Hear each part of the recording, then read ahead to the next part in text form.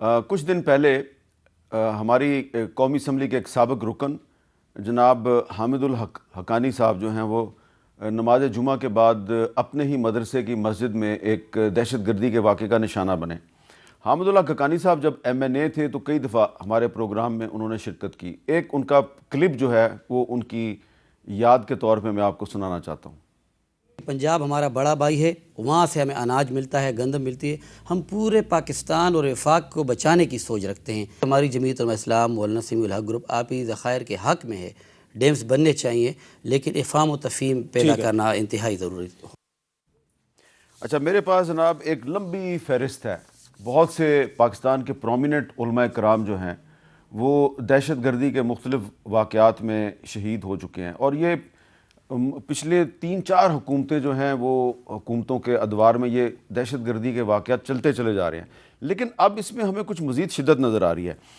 عقیل ملک صاحب، میں تھوڑا سا آپ چاہتا ہوں کہ دیکھیں کہ ماضی میں علامہ احسان اللہ ظہیر صاحب شہید ہوئے، علامہ عارف حسین الحسینی صاحب شہید ہوئے، اور یہ سلسلہ چلتے ہوئے آگے بڑھتا گیا۔ ڈاکٹر محمد علی نقوی صاحب، مولانا ضیاء الرحمن فاروقی صاحب، اور یہ کئی سال سے یہ سلسلہ چلتا آ رہا ہے۔ اس میں مولانا اعظم طارق، مفتی نظام الدین شامزئی ہیں، اور پھر کراچی میں نشتر پارک میں ایک بہت بڑا بم دھماکہ ہوا، اس میں بہت سے علماء شہید ہوئے۔ حسن ترابی صاحب کراچی میں شہید ہوئے، لمبی فہرست ہے۔ مولانا حسن جان صاحب، ڈاکٹر سرفراز نعیمی صاحب، علامہ ناصر عباس صاحب، علامہ تقی ہادی نقوی صاحب، یہ تمام علماء جو ہیں یہ پچھلے کچھ سالوں کے دوران میں شہید ہوئے ہیں، اور اب اس میں پھر مولانا سمیع الحق صاحب آ گئے، اور اب حامد الحق حقانی صاحب آ گئے ہیں۔ سلسلہ تو پرانا چلا آ رہا ہے، لیکن اب مساجد کے اندر گھس کے خودکش حملے میں ٹارگٹ کیا جا رہا ہے علماء کرام کو۔ آپ کو لگ رہا ہے کہ یہ پاکستان کو خانہ جنگی کی طرف دھکیلنے کی سازش ہے؟ دیکھیں میر صاحب، بالکل میں سمجھتا ہوں کہ بڑا ایک الارمنگ سچویشن ہے مساجد کے اندر، کہ مسجد ہو، مندر ہو، چرچ ہو، کوئی بھی جو عبادت گاہ ہے وہ محفوظ نہیں رہی ان ٹیررسٹ اٹیک سے۔ حالانکہ جب ہمارے دور حکومت میں 2 آپریشنز ہوئے، ضرب عزم اور رد الفساد، الحمدللہ بڑے اچھے آپریشنز تھے، اور بالکل آپریشنز کو آپ کہیں گے، اور اللہ کرے آپ کے گاؤں میں ایک اچھا آپریشن ہو جائے۔ دیکھیں میں یہی بات کر رہا ہوں نا کہ آپریشن اس دہشت گردی کہ آپ کے علاقے میں جان چھڑوائی، پاکستان میں دوبارہ ایک امن کی فضا کو قائم کیا، ایک اچھا آپریشن، لیکن کیا کیا پھر؟ اب آپ کہیں گے کہ سیاست شروع کر دی بیرسٹر صاحب آپ نے۔ بات یہ ہے کہ اس وقت کیوں نکالا گیا دہشت گردوں کو جیلوں سے، اور پھر ری انٹیگریشن کے نام پہ، سوسائٹی میں ری سیٹلمنٹ کے نام پہ جو تمام تر معاملہ کیا، لیکن یہ واقعہ جو ہے، یہ واقعہ ایک بڑا شرمناک واقعہ ہے، بڑا افسوسناک واقعہ ہے۔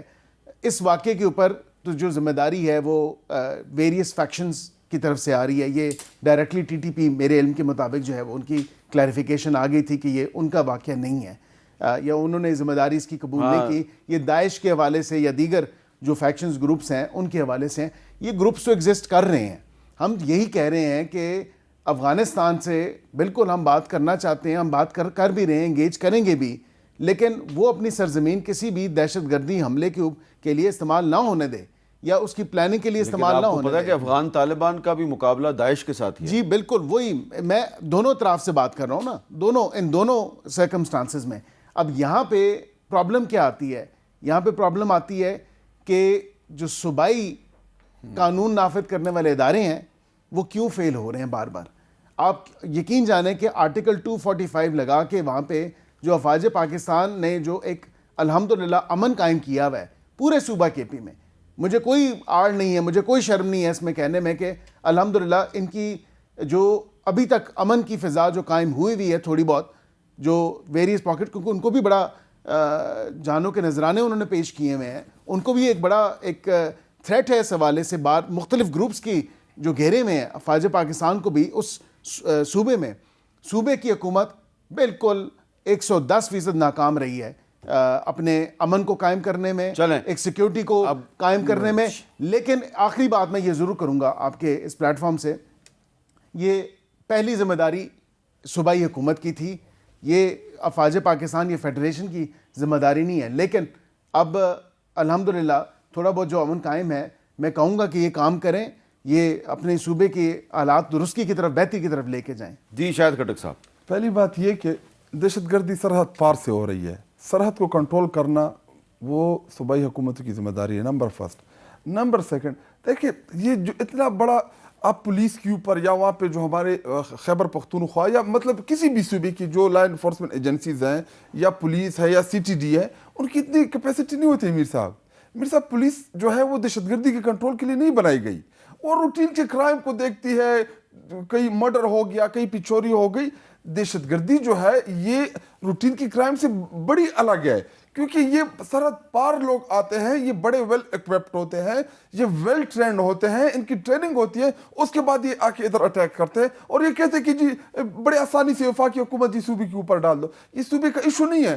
اگر میر صاحب آپ کو پتہ ہے کہ میں جب پی ٹی آئی میں جب انصاف اسٹوڈنٹ فیڈریشن میں آیا، میں آپ کے ایک پروگرام کی وجہ سے آیا ہوں. میں آن ایئر یہاں پہ بتانا چاہتا ہوں. آپ کے پروگرام میں عمران خان صاحب بیٹھے تھے، مجھے یاد ہے. تو اس ٹائم وار اگینسٹ ٹیرر جو تھی خیبر پختونخوا میں، اس ٹائم وہاں پہ بم دھماکے، وہاں پہ جو سچویشن تھی وہ بہت ہی مشکل اور گمبھیر تھی. آپ ہی ان لوگوں میں شامل تھے جو ہمارے خیبر پختونخوا اسپیشلی یا بلوچستان کوئٹہ کہ ان پختونوں یا بلوچوں کے لیے بات کرتے تھے کہ جہاں پہ سب خاموش تھے، تو آپ ان میں ایک شامل تھے.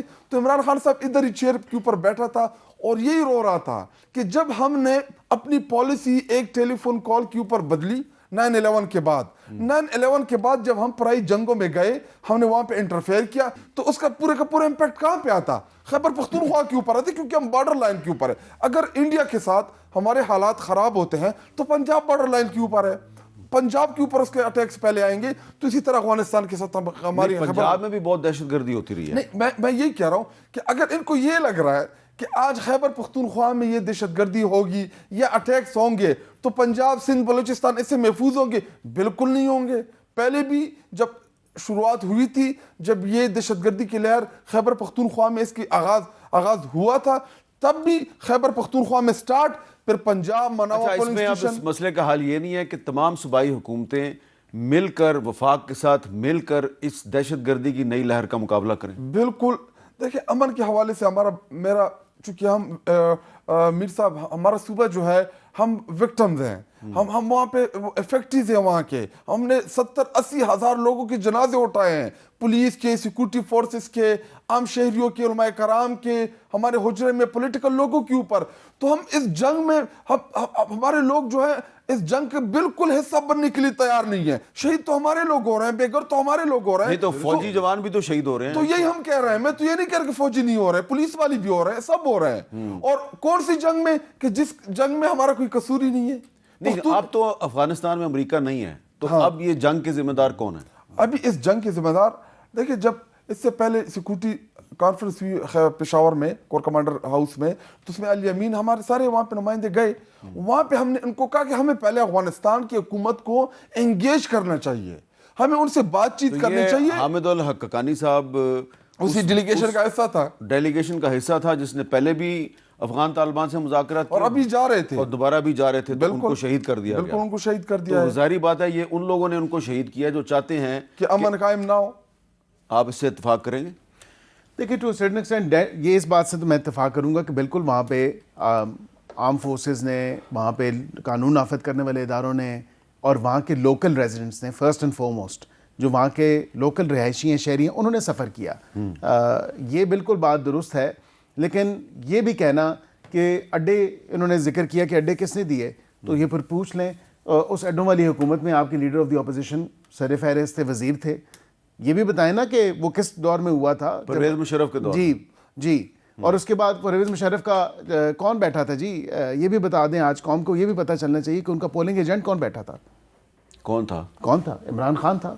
پولنگ ایجنٹ وہ سارا ساتھ دیا تھا نا جی انہوں نے. اس میں پولنگ ایجنٹ تھے یا چیف کمشنر تھے. میں ضیاء الحق کی کہانی سناؤں گا، جنرل جیلانی کی سناؤں گا. آرگومنٹس میرے ساتھ بھی آزار ہیں ان ایشو کے. میں یہ بات نہیں کہہ رہا، میں کہہ رہا ہوں ان چیزوں سے باہر نکل آئے. میں باہر نہیں کر رہا ہوں سر. آپ لوگ پھر آپ کے لیڈر نے کیوں کہا کہ Taliban have broken the shackles of slavery؟ آپ لوگوں کی ترقی میٹر کر کے ہماری امن میٹر کر رہا ہے. پھر کیوں کہا انہوں نے 2021 جن میں مشکل حالات سے غلامی کی زنجیریں توڑ دی ہیں، جن مشکل حالات سے ہم نکل کے آئے، اللہ نہ کرے مسترد دوبارہ چل جائے. ہم آپ یہ نہیں سمجھ سکتے ہمارے درد کو میں آپ کے ساتھ نہیں پتہ چلے گا کو سمجھتا ہوں ہمارے پختون آپ غلط ہم نے جنازے اٹھائے ہیں تو یہی ہم کہہ رہے ہیں 90 جنازے ایک گاؤں میں آپ کو پتہ ہے ہمارے لکی مروت کے ایک والی بال گراؤنڈ میں جب دھماکہ ہوا اس میں 400-500 لوگوں کو ہم نے وہاں پہ بے گناہ شہید ہوتے پھر آپ کیا اس لیڈر کے ساتھ اگری کرتے ہیں جس نے کہا کہ طالبان نے غلامی کی زنجیریں توڑ دی؟ کیا آپ اگری کرتے ہیں اسٹیٹمنٹ سے؟ پھر کیا آپ مانتے ہیں کہ ڈیورینڈ لائن وہاں پہ ایگزسٹ کرتی ہے جو آپ کے